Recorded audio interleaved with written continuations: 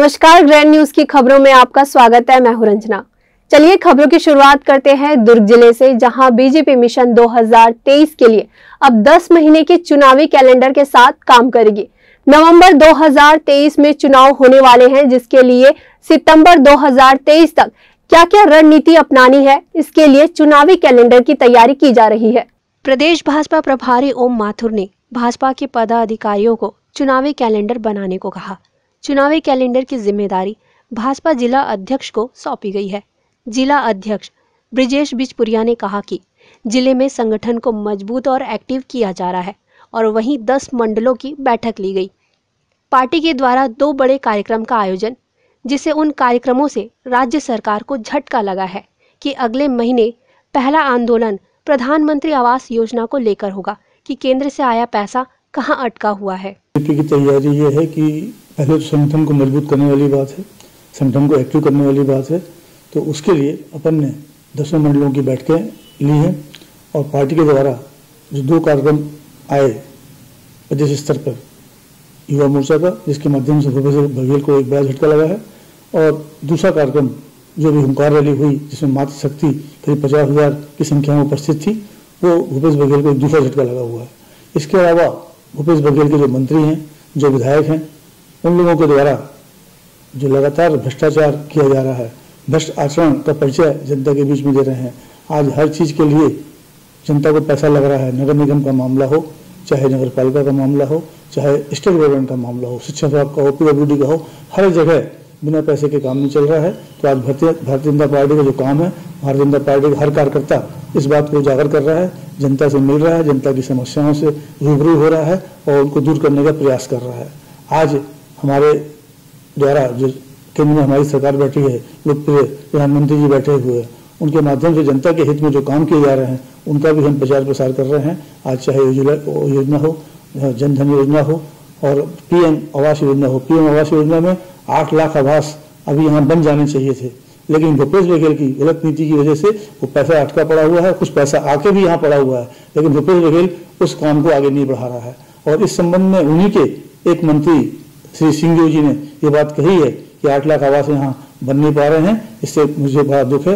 और इस बीच में उन्होंने एक बार जो इस्तीफा दिया था, उसमें ये पॉइंट भी था। तो आज भूपेश बघेल पूरी तरह से विफल है और वो पूरे कार्यकाल में केवल जो हमारे मुख्यमंत्री, पूर्व मुख्यमंत्री डॉक्टर रमन सिंह बोल रहे थे कि वो केवल सोनिया गांधी के ATM के रूप में काम कर रहे हैं, वो बात सही साबित हो रही है। ग्रैंड न्यूज के लिए अतुल शर्मा की रिपोर्ट। शहर में बड़ी मात्रा में घूम रहे आवारा कुत्तों से मोहल्ले के लोग परेशान हैं। इधर नगर निगम के अधिकारियों का कहना है कि कुत्तों के बधियाकरण के लिए जब टेंडर निकलेगा तब कुत्तों का बधियाकरण किया जाएगा। शहर में घूम रहे आवारा मवेशियों से लोग तो परेशान है ही, अब गली मोहल्ले में घूम रहे आवारा कुत्तों ने भी लोगों का जीना दुश्वार कर दिया है। नगर निगम के द्वारा पिछले सत्र में डॉग हाउस बनाने की प्रक्रिया की गई थी, लेकिन वह भी ठंडे बस्ते में चली गई है। अब शहर के गली मोहल्ले आवारा कुत्तों से भर पड़े हैं और इन आवारा कुत्ते के काटने से लोग भी परेशान हैं। इधर नगर निगम के अधिकारियों का कहना है कि कुत्ते के बधियाकरण की प्रक्रिया टेंडर निकालने के बाद की जाएगी। देखिए, डॉग पकड़ के और उसको बधियाकरण की प्रक्रिया जो है नगर निगम दुर्ग द्वारा निरंतर की जा रही है। इसके लिए हमने 2 बार टेंडर भी किया है।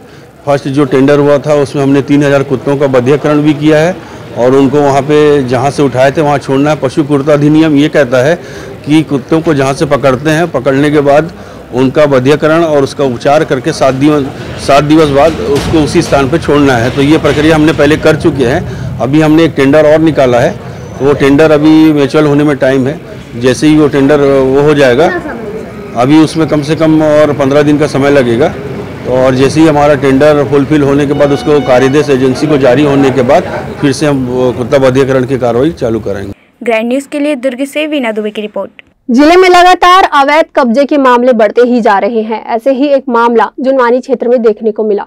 महेश साहू ने अपनी जमीन संजय जायसवाल को बेच दी थी, लेकिन अन्य व्यक्ति के द्वारा उस जमीन पर जबरन अवैध कब्जा कर खुदाई का कार्य शुरू कर दिया गया था, जिसे लेकर महेश साहू और संजय जायसवाल ने थाने में शिकायत दर्ज कराया। पर किस तरह से कब्जा किया गया है जमीन पर? मैं संजय अग्रवाल को यहाँ पर जमीन बेच दिया हूँ, संजय जायसवाल को, और उस दिन पटवारी RI मैडम आके चिन्हांकित करके गए हैं और बाद में शहंशाह खान अवैध रूप से बलपूर्वक इधर गड्ढा खोद दिया है और इधर साइड में चाय ठेका को जो स्टॉल लगा हुआ है, आधा ज़मीन मेरा है, उस पर कब्जा करके रखा हुआ है। तो ये गड्ढा कब दिन में खोदा गया, रात में खोदा गया? मैं उस समय उपस्थित नहीं था, आज ही मेरे को पता चला है। रात में ही खोदा गया। शाम को आया तो मेरी ज़मीन पूरी समतल थी। सुबह जब आके देखा तो मेरा खंभा पूरा टूटा हुआ, अवैध रूप से खोद के पूरा गड्ढा कर दिया गया। ये आदमी करने वाला शहंशाह खान है। आपने इसके ऊपर कोई आपत्ति दर्ज नहीं कराई थाने में अभी तक? बस अभी जा ही रहा हूँ भैया, मैं सबसे राय ले लूँ एक बार घर के बुजुर्गों से, गांव वालों से कि मेरे साथ ऐसी घटना घट रही है। तो सभी ने राय दिया कि आवेदन दे दिया जाए। तो जो कब्जा करने की नीयत से जिसने गड्ढा किया, इसने पहले आपसे कोई चर्चा नहीं की कभी? कोई चर्चा नहीं, कुछ नहीं। लोगों में उनके स्वास्थ्य के प्रति जागरूकता लाने के उद्देश्य से उन्हें योगा और विभिन्न खेल गतिविधियों से जोड़ने के लिए जिला प्रशासन के द्वारा एक अभिनव पहल की गई है, जिसके तहत प्रत्येक माह के प्रथम शनिवार को गुड मॉर्निंग राजनांदगांव का आयोजन किया जा रहा है। सुबह 7 बजे से 8 बजे तक 1 घंटा के लिए आयोजित इस गुड मॉर्निंग राजनांदगांव में सैकड़ों बच्चों, नौजवान सहित हर उम्र के लोग शामिल होते हुए विभिन्न खेल गतिविधियों में जमकर धुमाल मचाया। इसे लेकर युवा खिलाड़ियों ने कहा कि इस तरह का आयोजन निरंतर होना चाहिए। इसके जरिए जिला प्रशासन द्वारा स्वास्थ्य को दुरुस्त रखने की अभिनव पहल की जा रही है। इसमें योग, प्राणायाम, कराटे, रोप स्कीपिंग, हॉकी, मिलिट्री रोप, वॉलीबॉल, रस्साकशी, डांस समेत अन्य खेल गतिविधियां की गयी।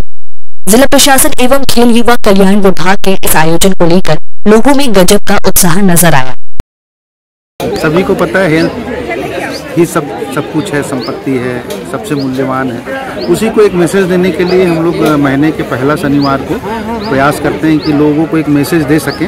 और हम लोग देखते हैं कि इसको हम लोग जिला मुख्यालय के साथ साथ ब्लॉक मुख्यालय, पंचायत मुख्यालय और अभी अब हम लोगों ने नया हेल्थ एंड वेलनेस सेंटर जिन पंचायतों में हेल्थ एंड वेलनेस सेंटर का भी स्थापना जो है हेल्थ को लेकर काफ़ी संवेदनशीलता के साथ किया गया है और उन पंचायतों में भी हम लोग करा रहे हैं। Along with students, we came here. I attend first time this program. They conducted Good Morning Rajnaandgaon is very nice actually. For every person, they make enjoying and healthy. They doing some works and conditioning. क्या बोलते कि वो सब लोग involve होके enjoy किया है. Not like age, not like player. And जो क्या बोलते कि over age persons भी है. उसमें जो ऑफिसर्स भी, वो लोग भी सब इन्वॉल्व हुआ है कंडीशनिंग वर्कआउट्स में और जो वॉकिंग में, डांसिंग में। एंड ये हर बार होना चाहिए कि like not this is not for player, for everyone, this is good for health. They maintain good fitness and health wise ये ठीक रहेगा। भिलाई के पार्षद पीयूष मिश्रा और वार्डवासियों के द्वारा पिछले 86 दिनों से शराब दुकान हटाने की मांग पर अड़े हुए हैं। वहीं विरोध के लिए रोज नए नए तरीके इजाद किए जा रहे हैं। आज भैंस के सामने बीन बजाकर विरोध प्रदर्शन किया गया।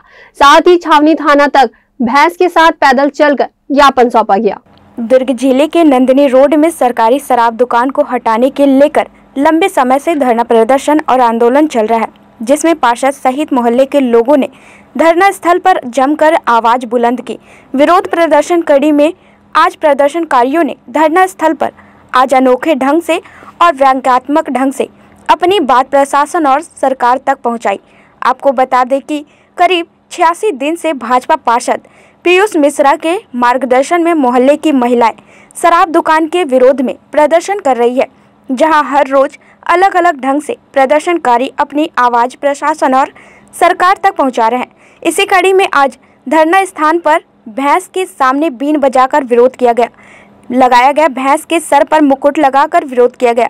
आपको बता दें कि पिछले लंबे समय से नंदिनी रोड की शराब दुकान को हटाने के लिए मोहल्ले वासियों के साथ पार्षद पीयूष मिश्रा संघर्षरत है, तो वहीं इतने लंबे समय दिनों के संघर्षरत के बावजूद जिला प्रशासन के कान में जू तक नहीं रेंग रही। लगातार हम लोग धरने पर यहाँ बैठे हैं और अलग अलग तरह के प्रदर्शन करके प्रशासन और शासन का ध्यान अपनी ओर आकर्षित करने का प्रयास कर रहे हैं। आज 86 दिन हो चुके हैं यहाँ स्थानीय लोगों को, हम लोगों को साथ में यहाँ पे धरने पर बैठे हुए।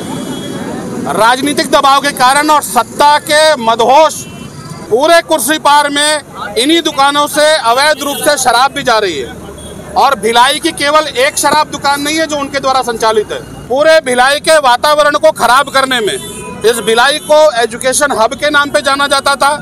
इस नंदनी रोड को हॉस्पिटल और मेडिकल के साथ शादी ब्याह होने वाले प्रतिष्ठान और कई कोचिंग इंस्टीट्यूट होने के कारण पहचाना जाता था। आज उस नंदनी रोड को शराब गली या मदिलालय मार्ग के नाम पे पहचाना जा रहा है। इस बहरे प्रशासन, इस बहरी सरकार को सुनाने के लिए आज हमने एक चरितार्थ होती हुई कहावत है, जिसको भैंस के आगे बीन बजाए और भैंस खड़ी पगुराए।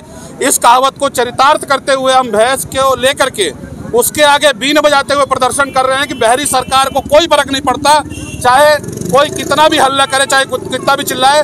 और यहाँ का पुलिस प्रशासन। ग्रैंड न्यूज के लिए भिलाई से अतुल शर्मा की रिपोर्ट। ग्रैंड न्यूज की खबरों में फिलहाल इतना ही। मुझे दीजिए इजाजत। नमस्कार।